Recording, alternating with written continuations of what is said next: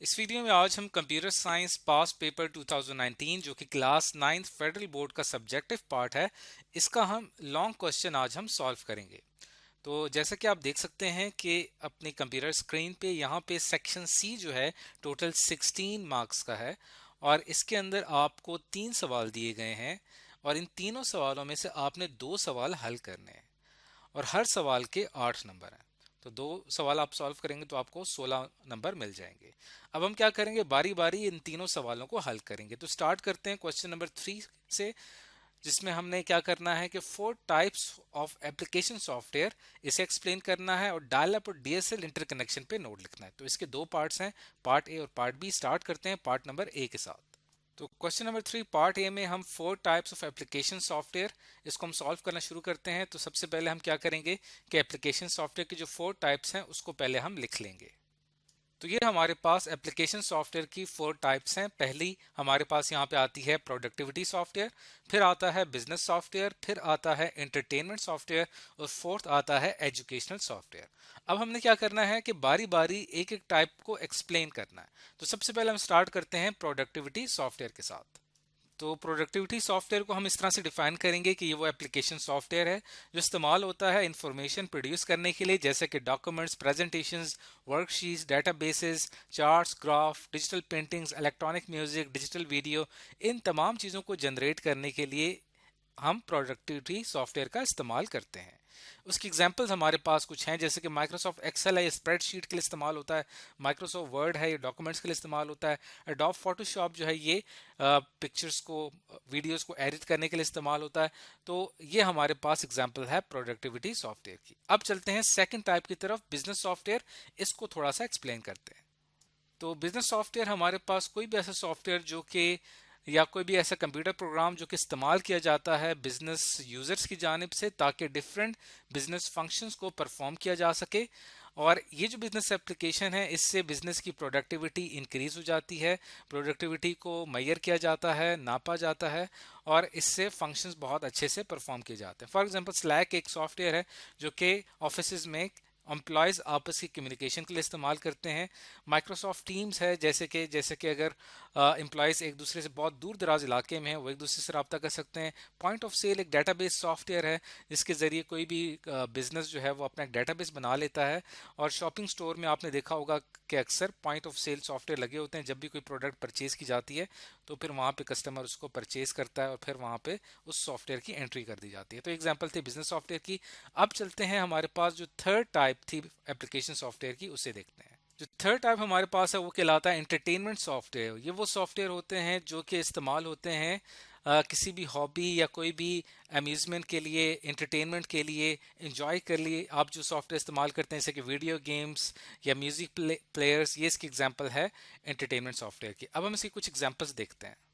इस एग्जांपल्स में आ जाते हैं हमारे पास कंप्यूटर गेम्स और डिफरेंट म्यूजिक प्लेयर्स जिसमें हम सॉन्ग्स वगैरह सुनते हैं। ये एग्जांपल है एंटरटेनमेंट सॉफ्टवेयर की। अब चलते हैं फोर्थ एप्लीकेशन सॉफ्टवेयर की टाइप की तरफ। एप्लीकेशन सॉफ्टवेयर की जो चौथी टाइप हमारे पास आती है ये कहलाती है एजुकेशनल सॉफ्टवेयर। ये इस्तेमाल होती है डिफरेंट स्कूल्स में, कॉलेजेस में, यूनिवर्सिटीज़ में। इन सॉफ्टवेयर का इस्तेमाल करते हुए स्टूडेंट्स अपनी लर्निंग बेहतर कर सकते हैं और उसके साथ साथ क्लास मैनेजमेंट सॉफ्टवेयर भी हैं जो कि क्लास की मैनेजमेंट को बेहतर बना सकते हैं। लर्निंग सॉफ्टवेयर की जैसे यहाँ पे एग्जांपल है डिक्शनरी का, अगर आप इस्तेमाल कर रहे हैं तो ये हमारे पास एक एजुकेशनल सॉफ्टवेयर है। इसी तरह एक इनकार्टो इंसाइक्लोपीडिया होता है जो कि ऑफलाइन अवेलेबल होता है। इसको अपने कंप्यूटर में इंस्टॉल करते हैं तो पूरे जहान की इंफॉर्मेशन आपको मिल जाती है। तो ये हमारे पास एक एग्जाम्पल है एजुकेशनल सॉफ्टवेयर की। अब चलते हैं, हमने जो पार्ट ए था उसको हमने सॉल्व किया है, आपके सामने ही है। क्वेश्चन नंबर 3 का पार्ट ए हमने सॉल्व कर लिया। अब चलते हैं पार्ट बी की तरफ, जिसमें हमसे एक नोट मांगा गया है डायल अप और डीएसएल इंटरकनेक्शन के बारे में। तो आइए शुरू करते हैं डायल अप और डीएसएल इंटरकनेक्शन में। इनमें इस दोनों पर एक एक नोट लिखते हैं। सबसे पहले हम बात करते हैं यहाँ पे डायल अप की। डायल अप कनेक्शन इस्टेब्लिश किया जाता है दो या दो से ज़्यादा डिवाइसेस के बीच में और इसके अंदर public switch telephone network PSTN का इस्तेमाल किया जाता है जो कि एक इंटरनेट सर्विस प्रोवाइडर से कनेक्टेड होता है। मुख्तलिफ दूर दराज के इलाकों में इंटरनेट डायलअप कनेक्शन का इस्तेमाल किया जाता है क्योंकि ब्रॉडबैंड केबल्स बिछाना काफ़ी ज़्यादा मुश्किल होता है लो पॉपुलेशन एरियाज़ में और उसकी कॉस्ट भी काफ़ी ज़्यादा होती है। तो यहाँ पे इंटरनेट सर्विस प्रोवाइडर जो होते हैं ये free dial up connection provide करते हैं, जो कि एक बहुत ही अच्छा सोर्स है और काफ़ी ज़्यादा एक चीप जरिया है इंटरनेट से कनेक्ट होने का। उसके बाद हम आते हैं दूसरे जो हमने नोट लिखना है डीएसएल, डिजिटल सब्सक्राइबर लाइन। इसके ऊपर अब हम एक नोट लिखते हैं। तो डीएसएल हमारे पास क्या है, एक कम्युनिकेशन मीडियम है जो कि इस्तेमाल होता है डिजिटल सिग्नल को ट्रांसफ़र करने के लिए। टेलीफोन लाइंस का इस्तेमाल होता है इसमें। और इसमें जो केबल इंटरनेट है, डीएसएल जो है वो एक काफ़ी पॉपुलर इंटरनेट का एक सोर्स है, एक ब्रॉडबैंड इंटरनेट एक्सेस प्रोवाइड करता है। और डिजिटल सब्सक्राइबर लाइन जो है ये टेक्नोलॉजी है जो कि ट्रांसपोर्ट करती है हाई बैंडविड्थ डाटा को और सिंपल टेलीफोन लाइन पे, जो कि डायरेक्टली कनेक्ट होती है आपके कंप्यूटर के मॉडेम से। इससे होता है कि फाइल शेयरिंग काफ़ी ज़्यादा फास्ट हो जाती है। Pictures, graphics, multimedia, data, audio, video conferencing काफ़ी फास्ट हो जाती है। इसके अंदर एनालॉग मीडियम का इस्तेमाल करता है डीएसएल, जो कि काफ़ी रिलायबल है। इसके अंदर इंटरप्शंस, रुकावटें काफ़ी कम होती हैं और हैवी पैकेट लॉस जो होता है वो काफ़ी कम होता है। इससे इसकी हिफाजत होती है। और इसका जो रेट होता है सब्सक्रिप्शन रेट, वो भी काफ़ी ज़्यादा हमारे पास सस्ता होता है। तो ये हमारे पास एक छोटा सा नोट था डिजिटल सब्सक्राइबर लाइन के बारे में। तो आपने देखा कि हमने अपने क्वेश्चन नंबर 3 जो था इसको सॉल्व किया। पहले हमने इसका पार्ट ए सॉल्व किया, फिर हमने इसका पार्ट बी सॉल्व किया। अब हम वापस आते हैं पेपर की तरफ। क्वेश्चन नंबर 3 हम सॉल्व कर चुके हैं। अब हम चलते हैं क्वेश्चन नंबर 4 की तरफ।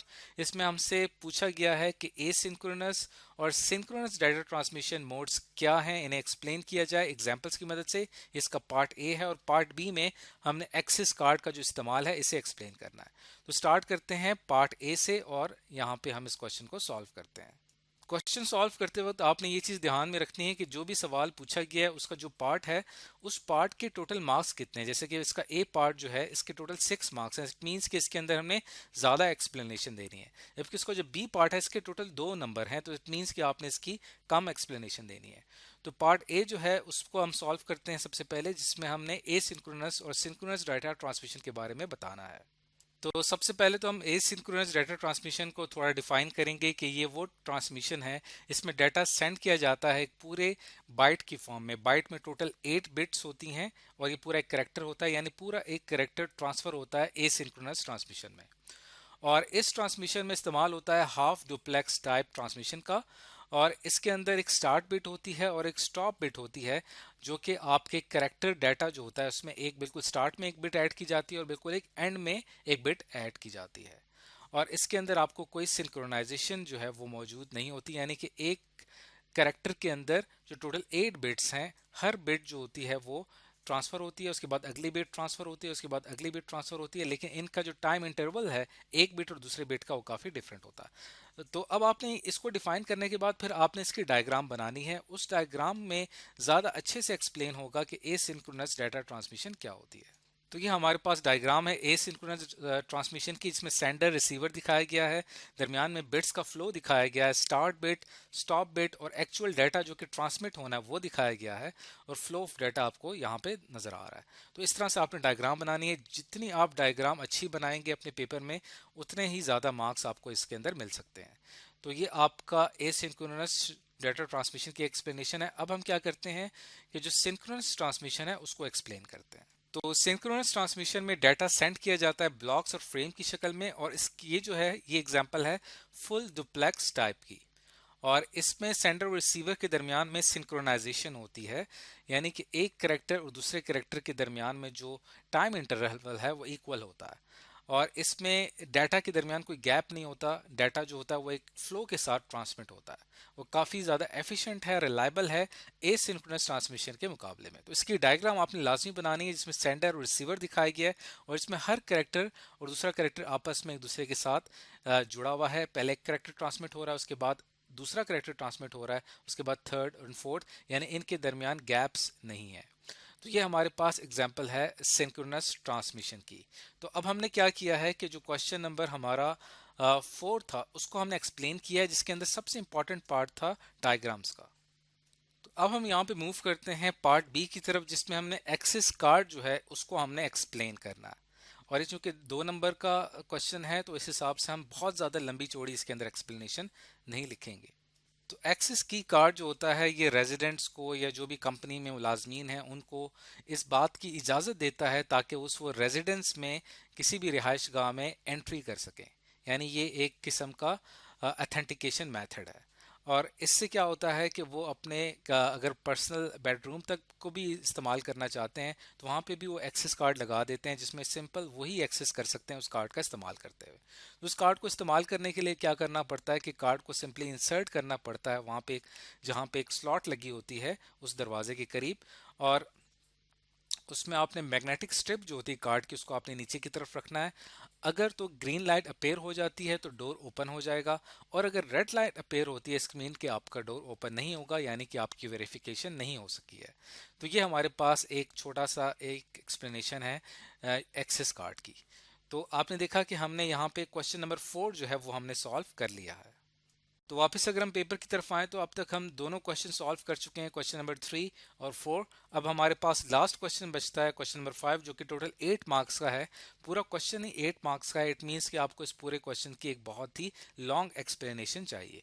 इसके अंदर क्या पूछा गया है कि आपने नेटवर्क की टाइप्स बतानी है बेस्ड ऑन ज्योग्राफिकल एरिया। अब हम क्या करते हैं, इस सवाल को हल करते हैं। तो इस सवाल को हल करते हुए सबसे पहले तो हमने क्या करना है कि हमने नेटवर्क की जो टाइप्स हैं उनको पहले उनकी लिस्ट लिख लेनी है। तो कंप्यूटर नेटवर्क की ज्योग्राफिकल एरिया के हिसाब से हमारे पास टोटल 3 टाइप्स आती हैं। एक जिसे हम लैन लोकल एरिया नेटवर्क कहते हैं, दूसरा मैन जिसको मेट्रोपॉलिटन एरिया नेटवर्क कहा जाता है, और तीसरा वैन जिसको हम वाइड एरिया नेटवर्क कहते हैं।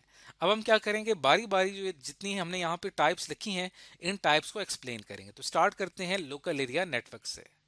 तो लोकल एरिया नेटवर्क जो होता है ये कनेक्ट करता है नेटवर्क डिवाइसेस को पर्सनल स्पेस तक, यानी पर्सनल कंप्यूटर्स या हमारे जो ऑफिस या घरों में जो वर्क स्टेशन होते हैं जो कि आपस में डाटा शेयर करते हैं, टूल्स और प्रोग्राम शेयर करते हैं, या ग्रुप ऑफ कंप्यूटर जो कि घर में या एक ऑफिस में मौजूद हैं, आपस में एक दूसरे से कनेक्टेड हैं स्विच के ज़रिए, या इसके अंदर हमने इस्तेमाल की होती है private addressing scheme TCP IP protocol, और प्राइवेट एड्रेस का हम इस्तेमाल करते हैं। और इसके अंदर लोकल एरिया नेटवर्क में राउटर्स भी कनेक्ट किए जाते हैं। राउटर्स क्या करते हैं, लोकल एरिया नेटवर्क की बाउंड्री डिफाइन करते हैं कि यहाँ तक ये इसके सिग्नल्स या इसका कनेक्शन यहाँ तक अवेलेबल है, और फिर इस राउटर के ज़रिए हम किसी भी लोकल एरिया नेटवर्क को कनेक्ट कर सकते हैं लार्जर वाइड एरिया नेटवर्क से। तो ये इसकी एक छोटी सी एक्सप्लेनेशन है कि लोकल एरिया नेटवर्क क्या होता है।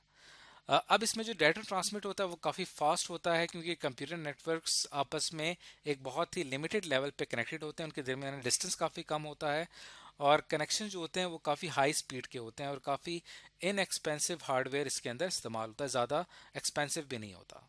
तो ये एक स्मॉल जियोग्राफिकल एरिया कवर करता है जो कि प्राइवेटली ओन किया जाता है किसी भी शख्स की जानिब से। ऑफिस की बिल्डिंग्स में, होम, हॉस्पिटल, स्कूल्स वगैरह में इसका इस्तेमाल किया जाता है। और इसके लिए जो कम्युनिकेशन मीडियम इस्तेमाल किया जाता है वो होता है ट्विस्टेड पेयर केबल, और कोएक्सियल केबल का इस्तेमाल किया जाता है जो कि शॉर्ट डिस्टेंस कम्युनिकेशन के लिए बहुत ही अच्छा कम्युनिकेशन मीडियम है, और उसके अंदर एरर के चांसेस भी काफ़ी ज़्यादा कम होते हैं। अब हम इसकी डायग्राम देख लेते हैं। तो इस तरह से आपने पेपर में डायग्राम लाजमी बनानी है। जब आप डायग्राम्स बनाएंगे तो ज़्यादा कॉन्सेप्ट अच्छे तरीके से रिप्रेजेंट हो सकेगा। इसमें देखें एक कंप्यूटर्स आपस में एक दूसरे के साथ कनेक्टेड हैं। अब ये तो हमने पढ़ ली फर्स्ट टाइप। अब चलते हैं सेकंड टाइप की तरफ, metropolitan area network. Man metropolitan area network ये लार्जर एरिया कवर करता है लैन से अगर इसको कंपैरिजन किया जाए, लेकिन वाइड एरिया नेटवर्क से छोटा होता है। तो ये बिटवीन बिल्डिंग्स इस्तेमाल होता है, और इसके अंदर एक सिटी का पूरा एरिया भी कवर हो सकता है, और इसके अंदर जो है जो स्पीड है वो एमबीपीएस में मेजर की जाती है। और इसकी एग्जांपल्स हमारे पास ये कि एक सिटी के अंदर बहुत सारे बैंक्स आपस में कनेक्टेड हैं, ये इसकी एग्जांपल है। तो आपने इस तरह से इसको एक्सप्लेन कर लेना है। और इसके अंदर जो होती है वो काफ़ी फॉल्ट टॉलरेंस, यानी कि इसके अंदर एरर्स काफ़ी कम होते हैं, और काफ़ी इसके अंदर चूँकि बहुत ज़्यादा रिक्वेस्ट होती हैं सर्वर्स की, तो इसमें कंजेशन काफ़ी ज़्यादा होती है, और ये काफ़ी महंगा भी होता है क्योंकि पूरी एक single organisation within city इसको मैनेज कर रही होती है। और डाटा ट्रांसफर रेट और प्रोपिगेशन डिले काफ़ी मॉडरेट होता है। इसके लिए जो डिवाइसेस इस्तेमाल होती हैं, मॉडेम, वायर, केबल, इसकी एग्जांपल हमारे पास हैं टेलीफोन कंपनी नेटवर्क जो हैं, वो इसका इस्तेमाल करते हैं, और जैसे कि जो प्रोवाइड करे होते हैं डीएसएल इंटरनेट नेटवर्क या cable TV through out city में जो केबल टीवी लगा हुआ है, वो एक एग्जांपल है मेट्रोपॉलिटन एरिया नेटवर्क की। तो ये हमने थोड़ा सा इसको एक्सप्लेन कर दिया कि मैन क्या होता है। अब हम इसकी एक डायग्राम भी बना लेंगे। तो इस तरह करके आपने इसकी एक डायग्राम बना लेनी है जिसमें डिफरेंट बिल्डिंग्स दिखाई गई हैं, हर बिल्डिंग के अपना एक पर्सनल नेटवर्क दिखाया गया और ये पर तमाम बिल्डिंग्स आपस में कनेक्टेड हैं मेट्रोपॉलिटन एरिया नेटवर्क के जरिए। अब हम आखिर में चलते हैं वाइड एरिया नेटवर्क, जो कि पूरी दुनिया के तमाम नेटवर्क को डिस्क्राइब करता है। पूरी दुनिया के कंप्यूटर जो आपस में कनेक्टेड हैं वाइड एरिया नेटवर्क के जरिए कनेक्टेड हैं, जिसको वैन कहा जाता है, जो कि बहुत बड़े जोग्राफिकल एरिया को कवर करता है। और इसकी बाउंड्री जो होती है स्टेट और कंट्री से भी काफ़ी बड़ी होती है। और इसमें छोटे छोटे लैंड्स जो हैं वो लोकल एरिया नेटवर्क कनेक्टेड होते हैं वैन के ज़रिए, और जिसकी मदद से पूरी दुनिया आपस में एक दूसरे के साथ कनेक्टेड हो गई है, और काफ़ी हाई स्पीड है और काफ़ी ज़्यादा एक्सपेंसिव है। इसके दो टाइप्स होती हैं, एक स्विच्ड वैन होता है, एक पॉइंट टू पॉइंट वैन होता है। इसको मेंटेन करना काफ़ी डिफ़िकल्ट होता है मैन की तरह, और इसके अंदर भी काफ़ी ज़्यादा एरर्स और कंजेशन और रश ट्रैफिक का बहुत ज़्यादा होता है। और इसके लिए जो कम्युनिकेशन मीडियम इस्तेमाल होता है वो PSTN public switch telephone network या सैटेलाइट लिंक का इसके अंदर इस्तेमाल किया जाता है। क्योंकि काफ़ी लॉन्ग डिस्टेंस ट्रांसमिशन है, इसके अंदर नॉइज़ और एरर के चांसेस भी काफ़ी ज़्यादा होते हैं। तो फाइनली देखें, हमने तीनों टाइप्स को एक्सप्लेन किया। पहले लोकल एरिया नेटवर्क को एक्सप्लेन किया, फिर हमने मैन को एक्सप्लेन किया, और आखिर में हमने वाइड एरिया नेटवर्क को एक्सप्लेन किया। तो यहाँ पे आके हमारा क्वेश्चन नंबर 5 कंप्लीट हो जाता है। तो वापस अगर हम पेपर की तरफ आए तो हमने आखिर में जो क्वेश्चन नंबर 5 था इसको भी सॉल्व कर लिया है। इससे पहले हमने दोनों सवालों को हल कर लिया है। तो फाइनली हमारा सेक्शन सी जो है वो कंप्लीट हो चुका है, और उसके तमाम सॉल्यूशंस इस वीडियो में एक्सप्लेन कर दिए गए हैं।